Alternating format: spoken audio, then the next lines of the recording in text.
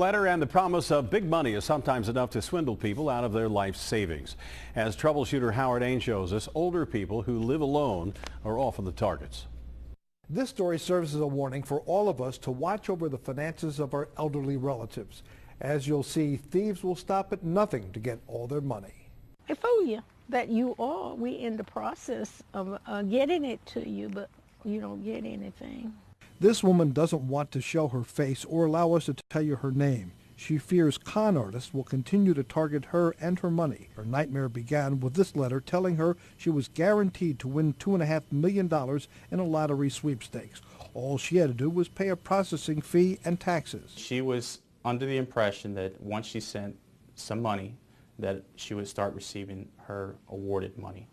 Well, little did she know was that she just kept sending money and more money and more money, and then eventually she never received anything. In all, the victim in this case lost $200,000. She lost her entire life savings.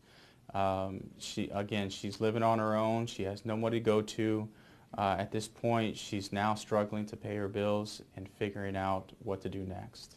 Senior citizens are often the target of lottery sweepstakes scams. The reason, they are vulnerable. Targeting a victim that they know that lives alone, has nobody else to go to, and question these types of solicitations that come into the mail. Postal inspectors say every family with an elderly relative living alone should keep that in mind. Once they basically gain your trust, and that they see that you are following their instructions almost on a daily basis, that you're actually sending money to them, they ask you more personal questions. The scam artist convinced the victim in this case to cash in an IRA.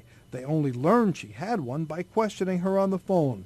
Inspectors have this simple advice. They need to stop answering the phone. Never give your personal identifying information over the phone to anyone that you don't trust. Remember this simple fact: no legitimate lottery will ever ask you for money up front. Howard Ain, Local 12 Troubleshooter.